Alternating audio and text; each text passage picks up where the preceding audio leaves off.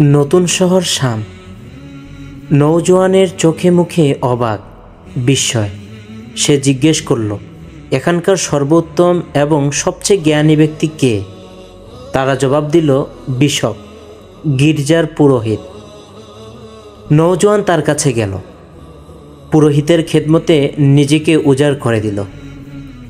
পুরোহিতকে সে ভালো করে দেখতে থাকলো, তার স্বভাব, তার চরিত্র, তার আচরণ, সব কিছু। তাকে দেখে আর তার সাথে থেকে নৌজওয়ানের মনটা খারাপ হয়ে গেল। তার বুকে জমে উঠল ঘৃণা এবং কষ্টের মেঘ।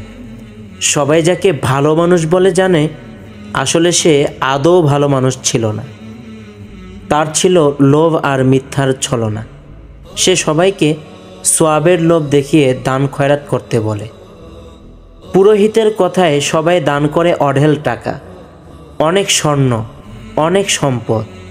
পুরোহিত এসব দানের সম্পদ গচ্ছিত রাখে তার গোপন গুদামে, আর সেসব সম্পদ এবং অর্থ নিজেই আত্মসাৎ করে। পুরোহিত মারা গেলে তার ভক্তরা তাকে দাফন করতে এলো।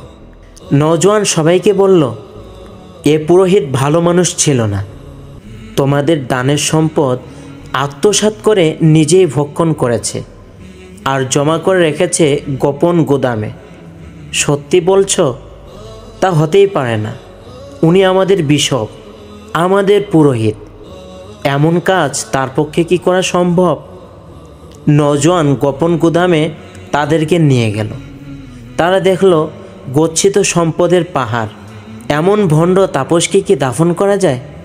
তারা তাদের বিশপের লাশকে ঘৃণায় আর ক্ষোভে শুলে বিদ্ধ করে ঝুলিয়ে রাখল। মানুষেরা দেখুক ভণ্ডামির এবং পাপের কি সাজা। ভণ্ড বিশপের মৃত্যুর পর এলো আরেকজন বিশপ। নওজোয়ান তার সেবা শুরু করল। বিশপের মৃত্যুর সময় সে জিজ্ঞেস করল, আপনার মৃত্যুর পর আমি কার কাছে যেতে পারি? কে সবচেয়ে সত্যবাদী পুরুষ, বেশি ধর্মভীরু? বিশপ বলল, মাউসেলে এক ব্যক্তি আছেন, তার নামও তোমাকে বললাম। তিনি অপেক্ষাকৃত ভালো এবং সৎ মানুষ। তুমি তার কাছে যেতে পারো। বিশপের মৃত্যুর পর নওজোয়ান মাউসেল গেল, খুঁজে বের করল লোকটিকে। তাকে দেখে নওজোয়ানের ভালো লাগলো। শ্রদ্ধা করার মতো ব্যক্তি বটে, কিন্তু তিনি অনেক বৃদ্ধ হয়ে গেছেন। নওজোয়ান তাকে মন প্রাণ দিয়ে সেবা করে। একদিন বৃদ্ধের মৃত্যুর সময় উপস্থিত হলো। নওজোয়ান কেঁদে ফেলল। এবার আমি কার কাছে যাব? বৃদ্ধ দুঃখ ভরা হৃদয়ে বললেন, তোমার সত্য সন্ধানের নেশা আমাকে মুগ্ধ করেছে যুবক।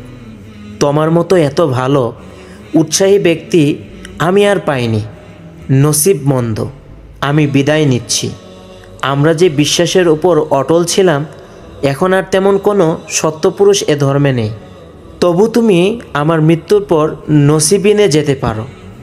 সেখানে এক ব্যক্তি আছেন, এই নামের লোকটির কাছে তুমি থাকতে পারো। বৃদ্ধের মৃত্যুর পর নওজোয়ান সত্য সন্ধানে পুনরায় যাত্রা করে নাসিবিনের দিকে।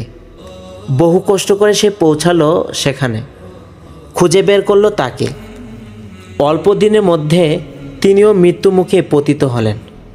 নওজোয়ান বলল, এবার আমি কার কাছে যাব?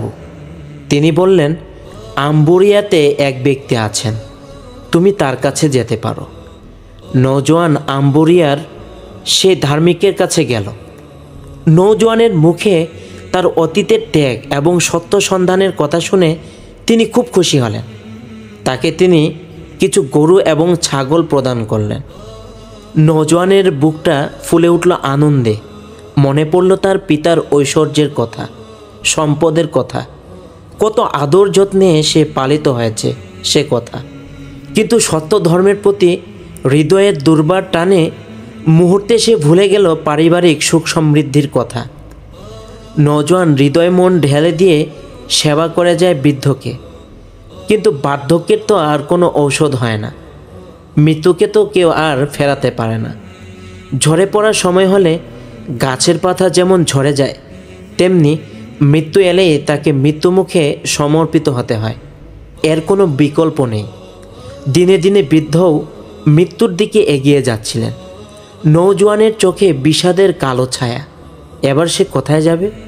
নৌজওয়ানের উৎকণ্ঠা দেখে বৃদ্ধ তাকে কাছে ডাকলেন, আদরে আদরে ভরে দিলেন যুবকের হৃদয়। তারপর আস্তে করে বললেন, আমি জানি নে এরপর তুমি কোথায় যাবে।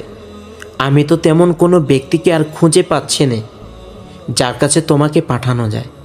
আমরা যে ধর্মের উপর আস্থাশীল ছিলাম, যে সত্যের উপর সুদৃঢ় ছিলাম, এখন আর তার উপর তেমন কোনো সৎ ব্যক্তি অবশিষ্ট নেই, নেই কোনো সত্যপুরুষ। তবে হতাশ হবার কিছু নেই। অদূর ভবিষ্যতে আরবে একজন ব্যক্তি আসবেন, তিনি নবী। ইব্রাহিম আলাইহিস সালামের ধর্মকে তিনি নতুনভাবে প্রচার করবেন। তার উপর মহান আল্লাহ তাআলার কিতাব অবতীর্ণ হবে। তার প্রিয় জন্মভূমি ছেড়ে তিনি বড় বড় পাথরের জমিনের মাঝখানে খেজুর উদ্যান বিশিষ্ট ভূমির দিকে হিজরত করবেন। নবুয়তের নিদর্শন থাকবে তার কাছে। তার দু কাঁধের মাঝখানে থাকবে নবুয়তের মোহর। তিনি হবেন সর্বশেষ নবী, সত্য নবী, মহাসম্মানী। এই নবী হাদিয়ার জিনিস খাবেন, কিন্তু সৎকার জিনিস তিনি কখনোই খাবেন না। সম্ভব হলে তুমি সেখানে যেতে পারো, তার কাছ থেকে পান করতে পারো সত্য পিপাসার অঢেল পানি। তোমার যাবতীয় তৃষ্ণা মিটে যাবে তখন।